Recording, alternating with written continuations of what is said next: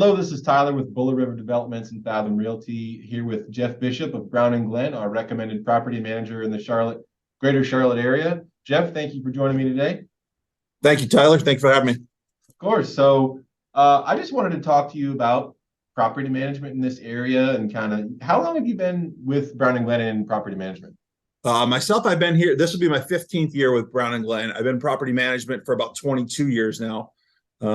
Graduated college, and this is all I've done since I've graduated college. Fell in love with the real estate market, got out of the institutional, the big type of property management where you have 700 units in one doorstep, and moved into the brokerage side of things. And I guess the rest is history.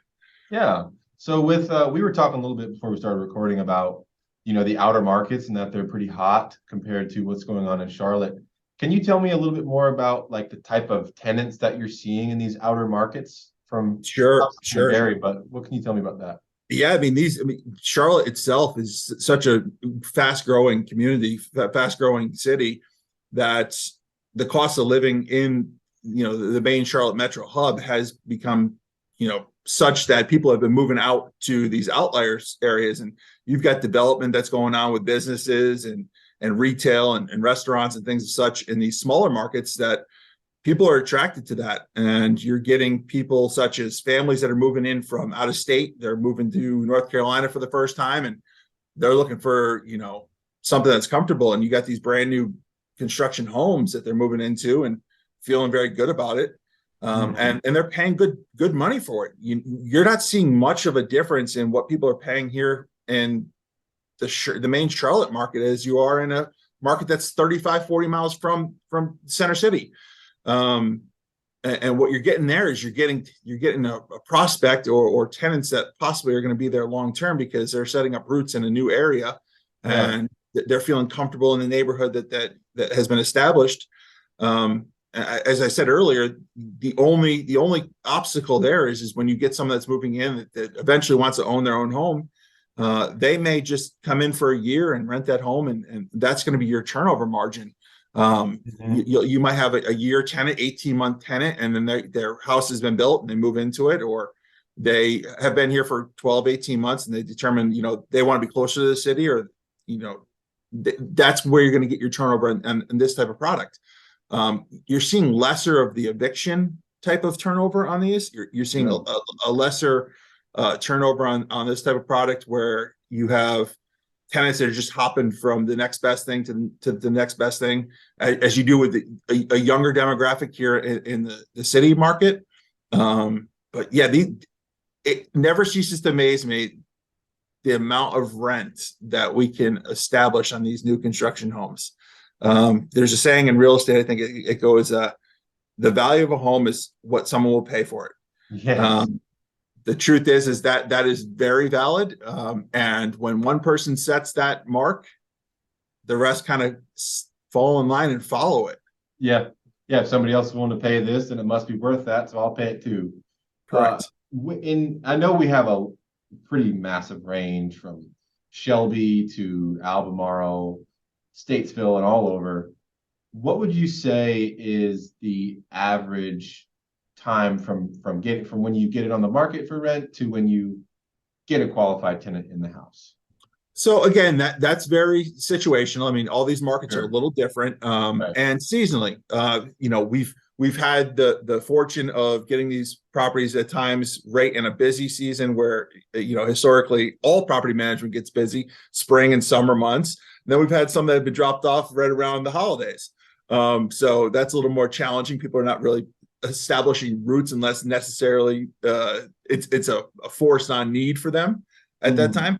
But they move fairly quickly. They are a slight bit slower than I would say your Center City product, only because they are outlier markets and there's less conversation currently about those markets as a whole.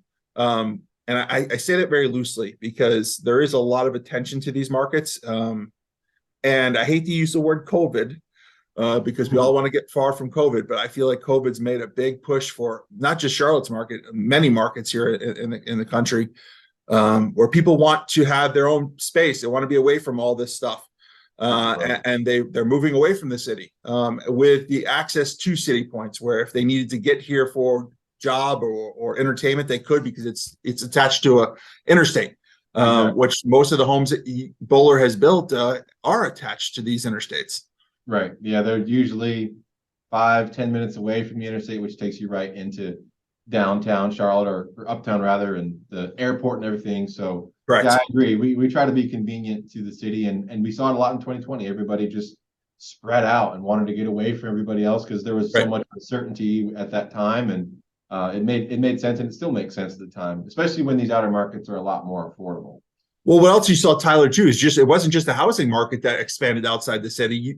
You got a ton of development as you drive out to these outlying markets. Or I can't even call them outlying markets anymore. They used to be called outlying markets. Now they're not. They're markets that have been established and continue to establish. But you're getting restaurants, you're getting retail, you're getting your big shops. Like, anytime I drive by and I see a Starbucks going up and locations, you know that's going to be kind of your market analysis, that they're spending the money to Exactly. do that research, Right. and they've saved you all that time. Yes, they have. I know Reed in Florida, he has the same thought about Publix. If there's a Publix nearby, it's good because That's they, right. like you said, they spent the time and the money to investigate, and there's no reason to reinvent the wheel there. Just follow in their footsteps. And I Correct. think Buller River, we've done that a lot with other developments, other national and regional home builders. We've just pretty much followed the trail that they've blazed into these emerging markets, where there's a lot of underserved people. And are you seeing a lot of other new construction investment properties in these areas? It is interesting. You see pockets. You drive down, and then it's like boom. It's you guys, and then there's others. I don't know the names of the others, but there are others, and that's what I was saying about development. It's not just you guys pulling these, specific locations and sites and developing just a small little web of them. It's growth across the board. It's a bunch of builders. It's a bunch of retail and commercial shops that are going up. So it's drawing that desire to be away from the main hub of Charlotte. Yeah. Have you seen since last year when interest rates started to creep up, have you seen an uptick in potential tenants? Have you seen more applications come in? What would you say has gone on since about September of last year from a property management standpoint? Yeah, I mean, you have. I don't know. I don't know per se that these markets that we're discussing really saw that vast of a change. I think you're seeing some that are renting more because of the interest rate and the insecurity of the inflation that's going on right now, Hmm. until things stabilize. But I don't know. I feel like the product we're discussing is more stable to this inflation, to these higher interest rates. I don't feel like you're going to feel that burden. The difference here is you've got investors now that are holding on to the properties longer, than holding them for 2-3 years, having it rented out, then selling it and moving on to a different type of investment. I Yeah. don't see a big, whoa, we just saw a wave of people that are now renting in Shelby or Gastonia because the interest rates. You're seeing a lot less product moving. I guess essentially that would affect that, but I don't physically see it. We don't feel it. Okay. Um, and I think I know the answer to this question, but how many homes does Brown and Glenn manage? Yeah, so the good baseline for us is I usually use the figure 1,000, and that ebbs and flows. For example, I've got 350 doors that is under my umbrella, but they're not managed by my office here at Brown and Glenn. They have a whole separate secondary team that handles it. Hmm. So I don't count them in my 1,000 because it's essentially a secondary branch of Brown and Glenn, if you will. And they're multifamily. That's a vast majority of them are multifamily homes, with one investor who's a pretty large investor that has kind of set things up that works well with his situation. But as far as your single families, your duplexes, your quadplexes, I guess I'm calling them quadplexes and duplexes, but Tyler, correct me if I'm wrong. Is it now duets? I have not heard that term. That's the first I've heard of that. Okay, Duets okay, is because common I've as heard far a as I bunch of know. things that we are now making nice shiny things. instead of using the historical name duplexes and things of such. But yeah, so we do about 1,000 of those type of doors. That ebbs and flows. With investments, you have investors that are very shifty. They might move on to different things or want to try a different type of investment or change their portfolio. So with sales and changes like that, we could be 700, we could be 1,300. I think the most we've been in my time is about 2,500. But that was a lot. And I say that was a lot because we are a boutique type shop. We like to be more hands-on, more accessible, and more face to face. Where you guys, as our clients, will feel kind of more the intimate setting, not like you're just a number. Oh, for sure. Well, I know there's a lot of value in that. What would you say is your tenant approval rating? Like how many people apply versus how many actually get approved to move into one of the properties you manage? What would that be? Not as many as the investors wish. And the reason for that is because we try to do a very good job at screening our tenants. And unfortunately, we do receive a lot of applications that are far from qualified. So obviously we still have to screen them. We have to follow guidelines, fair housing, what have you. But we try to do a very good job at screening, doing the background, making sure income's valid. So for example, I think we got a product here in Albemarle that I had one home that was listed. I think we had 6 applications that weren't even close before we got an application that was very qualified. And that's what we try to do for our investors. We want to make sure that whatever we can control on the turnover side, we can do. We can't guarantee a lifestyle or the person that or people that are renting the home choose to move out on their own accord with no set issues. But we don't want that to be something we cause, such as tenant wasn't qualified, didn't have the income, couldn't handle that type of property. And then in 6 months, we have to tell the investor, listen, we're going through an eviction process, or that tenant skipped out, or your rent's late every single month because of such. Right. You definitely don't want to deal with that. When the inevitable happens and something breaks down, water heater goes out or some sort of issue with the house, how does that typically work for you guys in getting that repaired? Yeah. So again, that's that question across our entire portfolio changes for each investor, depending on the build date of the home. Obviously, working with Boulder in these new construction homes, we are going to be contacting the builder first for any warranty type situations. Obviously, after a year, let's say we have a very good situation, tenant's been there for 3 years, something goes out, we're going to go ahead, anything under $500 is the way the contract reads. We're just going to handle it, go ahead and take care of it, show the customer service to the tenant. Owner will receive contact and also an invoice after the job's done. Anything over $500, we're going to try to do 2 or 3 bids. We're going to let the owner know, hey, listen, here's what's going on. Do you feel comfortable? Do you feel good about what we've submitted to you? Do we have the green light? And then I guess the caveat to that is, unless it's an emergency, like for example, I just had at an old home here in the Charlotte market in a real wealthy area, a furnace went out, and they called this past Friday, the after hours emergency. We grabbed it, we dispatched it. Owner calls us Monday. When we reached out to them on the weekend, they got back to us Monday, said, hey, listen, the furnace is covered. We took care of that through our vendor. And we said, well, that's fine. There was an emergency situation. It was 28 degrees at night. We had to get heat over to the house. Come to find out, the furnace had a cracked heat exchange. It was leaking carbon monoxide into the home. It was a very dangerous situation. We unfortunately had to make the difficult decision to trump that owner and go ahead and get that taken care of just for a liability issue. And we'll work out the details, obviously, with the investors. And that's kind of the boutique side of things. We don't want to just say, oh, it's our way. We want to make sure we're taking care of both our tenant, but making sure our investors and clients are not liable in doing so. Yeah. Well, that's good that you got that taken care of for that person, because that definitely could have been dangerous. Yep. We're running out of time here, so I want to ask the question you always get asked. So what is your fee structure like?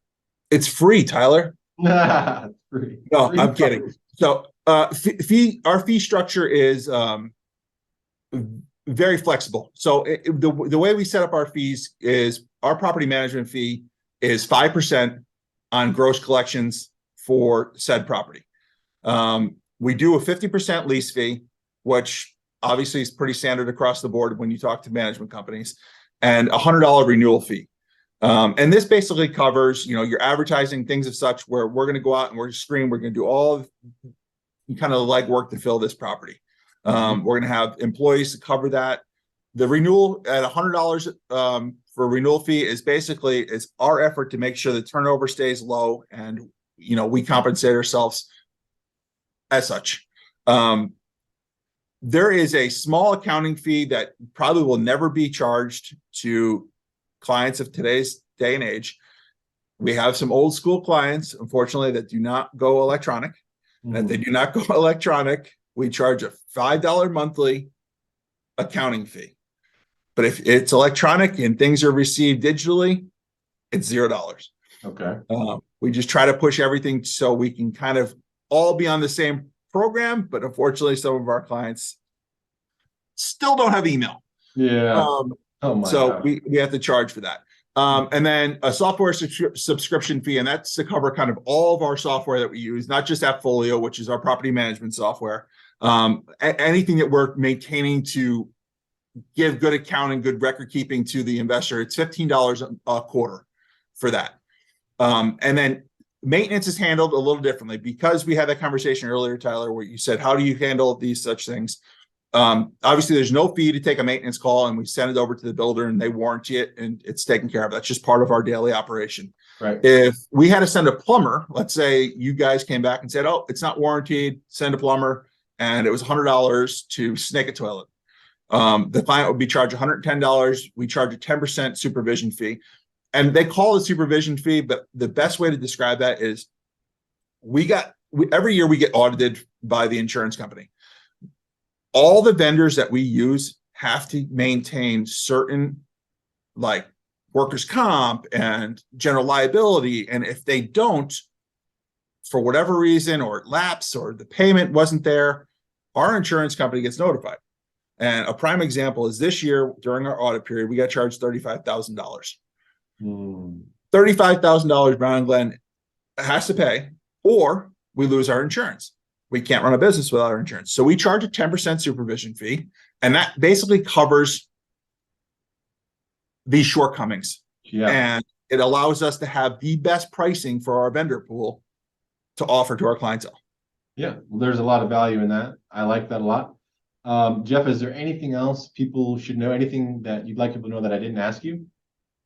I would just say, Tyler, since we started doing business with you guys 6 or 7 years ago and all these sub-markets we've discussed, I will say that in my 20-some years, it never ceases to amaze me, the demand in these markets. And I'm the first to say that I was proven wrong. I didn't think there was going to be a lot of traffic, a lot of interest. Fortunately for you and the investors you guys work with, there is a lot of interest in these markets. I'm excited about these sub-markets. I love seeing them grow the way they are. And I would just say, don't be scared off by something that seems not the first popularity in the investment world. Yes. North Carolina is such a fast-growing community. Raleigh is second to Charlotte, and Charlotte's not slowing down. It is not. You're absolutely right about that. Well, Jeff, thank you for that. So people who've watched this video, if you've come this far, thank you so much for watching. Jeff, how can people contact you? They can go directly to my email, which is jbishop@brownandglenn.com, or they can call me on my direct line here at the office at 704-332-7734, and my extension is 113. Awesome. Jeff, thank you so much for your time today. I really appreciate it. And I will be in touch and talking to you soon. Hopefully sending some more investors your way. All right. Thanks, Tyler. Thank you.